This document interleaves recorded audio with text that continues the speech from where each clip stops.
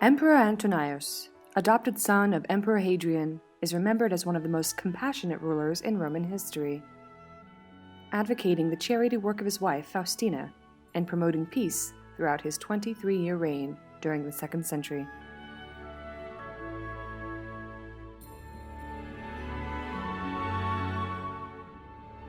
The death of Faustina left Antonius devastated, and he soon pleaded to the Senate to deify her, which was an easy accommodation for the Senate as Faustina was well respected and much loved by the Roman people. After her deification, Antonius constructed one of the larger temples in the Roman Forum to dedicate to his wife, inscribing it, "To the divine Faustina, by the decree of the Senate." 20 years later, Antonius would join Faustina in both the afterlife and the inscription, as a second line was etched into the temple above that of Faustina's, reading, "To the divine Antonius and." The complete inscription now reads, "To the divine Antonius and the divine Faustina, by the decree of the Senate."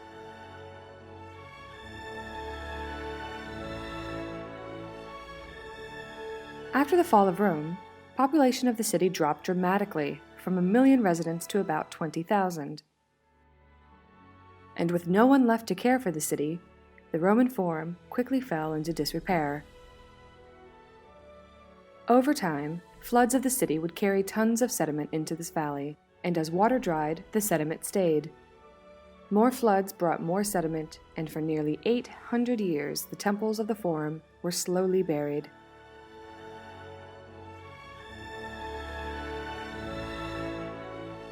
In the 15th, 16th, and 17th century, the rebuilding of Rome led to the destruction of many of the temples in the Forum, including the Temple of Antonius and Faustina.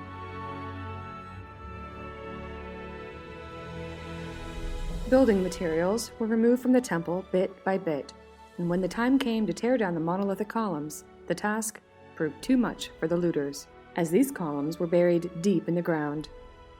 Eventually, the columns and the sides were left, and a new church was built around it. The facade, backside, and roof are all the 16th century additions, while the base, side walls, and most importantly, the inscribed colonnade remain. The love story of Antonius and Faustina shall live on.